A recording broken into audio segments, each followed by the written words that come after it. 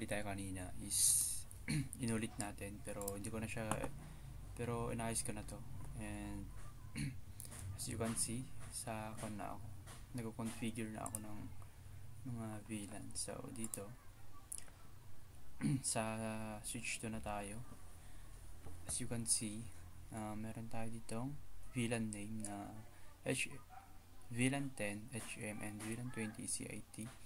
VLAN 30 is Kaba. So try natin itong wait lang.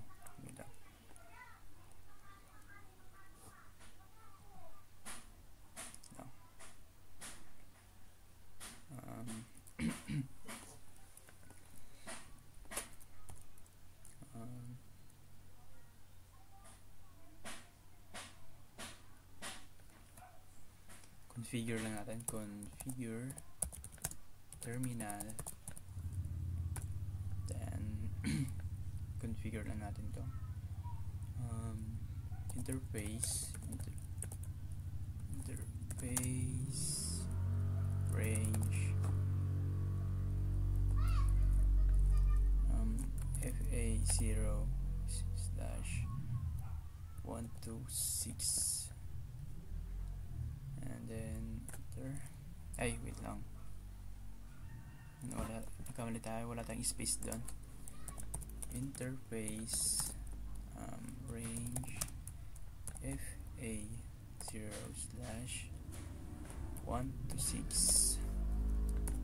okay na. Then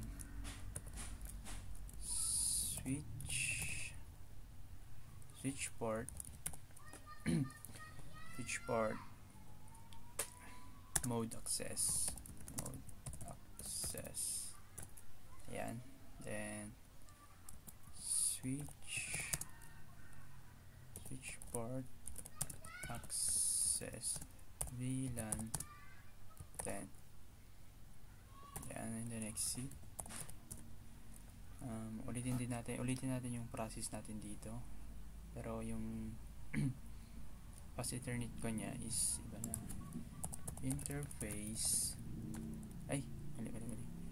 interface range FA0/7 to 15 there. Then switch port access, switch port mode access, switch port access VLAN 20. Then exit interface, last yung VLAN 30, interface range FA0/16 to 21. Tama ba? 16 to 21 there. Then switch port mode access, switch port access VLAN 30, exit. Check natin, show VLAN brief. So ayan, ito na. HM VLAN 10 HM fast Ethernet 126 and CIT fast Ethernet 15 and Kaba fast Ethernet 16 to 21. Okay, so so try natin mag-simulate. Ito, simulation. Then edit filters, uncheck lang natin.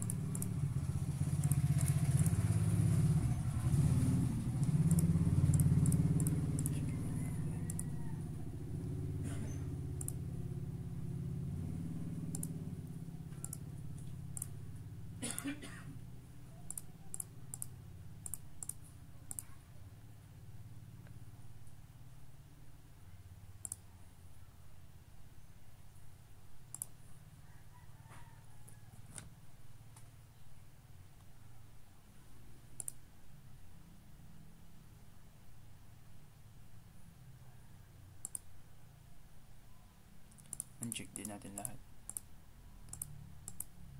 Ang iwan is ayan, CMP.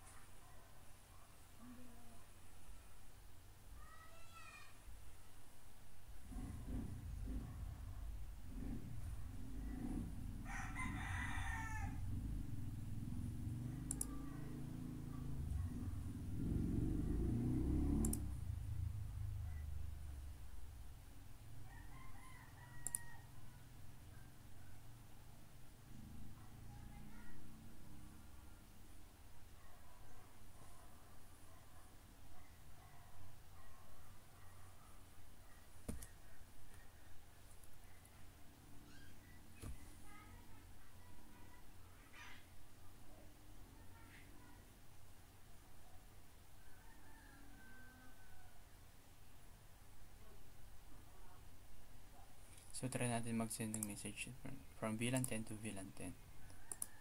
So, yan. Try natin.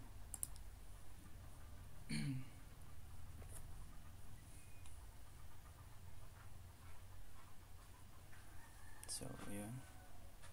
Try na process. Then, ayun. Pumunta na. Process sa switch 2. Saan VLAN yung kan. Then, pumunta na doon.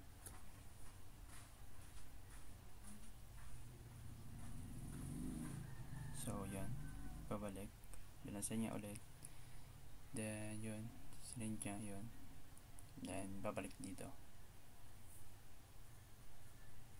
Yun. Gumana. Kasi yung una natin ginawa, nagkamali tayo dun. So, dito. Buffer full successful.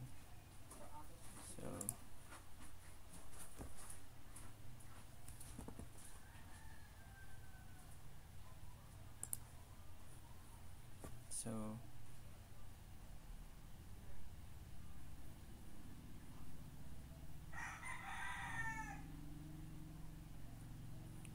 delete natin yan.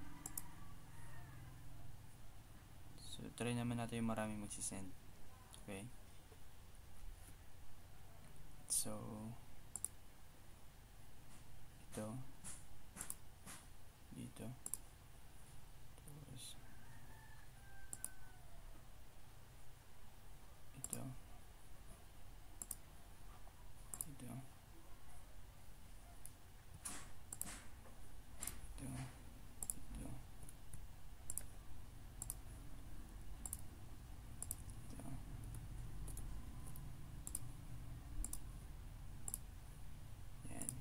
Natin ito mga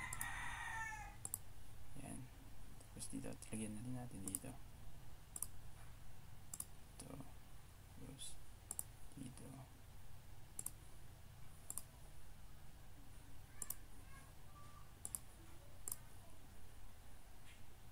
lagyan tayo dito, then try natin lahat.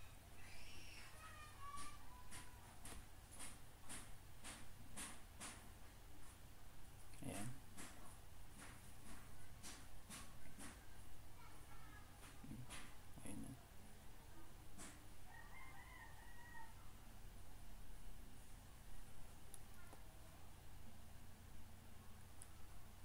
Binabasa niya, ayun, pupunta na doon sa kabila. Then dito madami pa silang binabasa. Madami pala silang binabasa dito, yun. Sunod-sunod na yan, yung pagkakasunod ng pagkakakuha natin kanina, yung pagkalagay natin.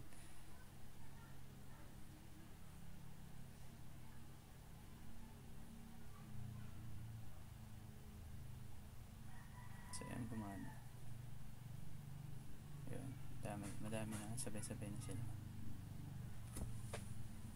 Sabay-sabay na yung dinilagay natin dito kanina is binabato niya dun sa kuan natin sa sa PC na nilagyan natin, then babasahin niya, nare-receive niya, and then ibabalik niya lang din. So ayan, nakikita natin dito.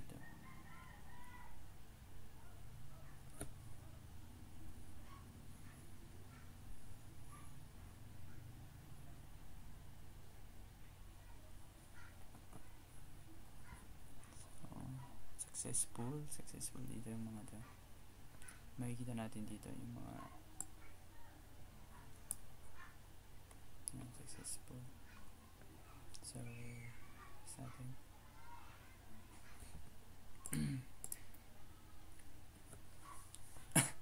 huh? Packet tracer execute.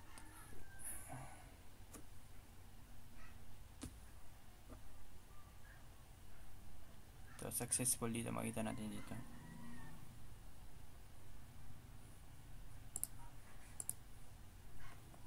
Ito failed na isa. Ano to? May failed na isa. Pero successful yung iba.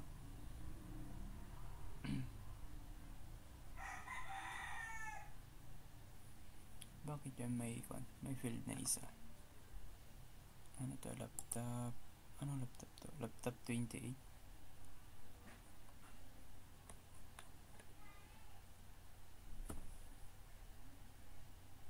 So ayun, okay na.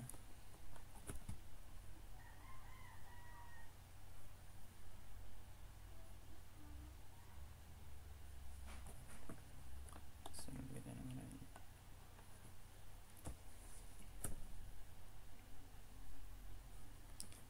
Nilagay tayo dito ng kuan. Ito. Nilagay tayo dito. May field na isa, hindi ko alam kung bakit nag-field. Bakit yun? So kanina nalagay tayo dito. Nagsisin siya sa VLAN 10 to VLAN 10. Dito kaya natin ayun, nag-field yung isa dahil yung kwan sa VLAN 30 naglagay ako ng from building 1 VLAN 30 naglagay ako ng naglagay ko dito sa VLAN 20. So ayun yung nag-error pala, yung nag-failed. And that's it. Thank you for watching. Good night. Good day, sir. Control S. Save na lang natin to para sa backup. Pwede natin fine na ano to? VLAN configuration. Ano ba to?